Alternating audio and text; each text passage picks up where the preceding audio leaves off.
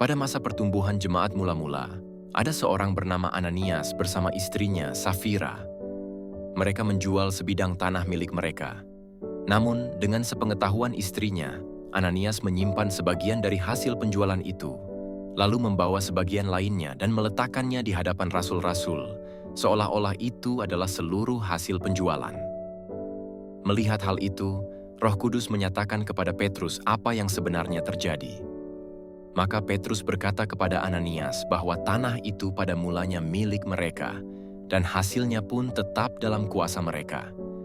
Tidak ada yang memaksa untuk menyerahkan seluruhnya, tetapi dengan menahan sebagian sambil berpura-pura memberi semuanya, mereka bukan sedang mendustai manusia, melainkan mendustai Allah sendiri. Mendengar perkataan itu, seketika Ananias rebah dan meninggal. Rasa takut yang sangat besar pun meliputi semua orang yang mendengar peristiwa itu. Beberapa orang muda datang, mengapani mayatnya, lalu membawanya pergi dan menguburnya. 3 jam kemudian, istrinya, Safira, masuk tanpa mengetahui apa yang telah terjadi. Petrus bertanya kepadanya tentang harga tanah itu, dan ia menjawab sesuai dengan kebohongan yang sudah mereka sepakati. Maka Petrus berkata, "Mengapa kamu berdua bersepakat mencobai roh Tuhan?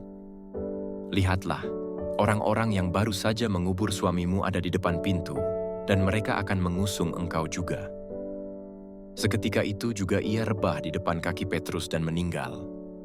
Ketika orang-orang muda masuk, mereka mendapati dia sudah mati, lalu mengusungnya keluar dan menguburnya di samping suaminya.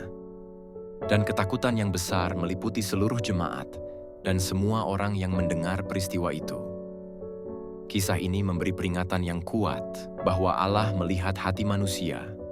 Dia tidak menuntut jumlah atau besarnya pemberian, tetapi ketulusan dan kejujuran. Kebohongan dan kepura-puraan, apalagi di hadapan Tuhan, mendatangkan hukuman yang serius.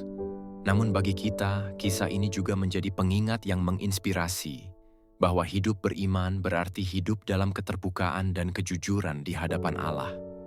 Sebab, yang Tuhan kehendaki bukanlah persembahan yang palsu, melainkan hati yang murni, tulus, dan takut akan Dia.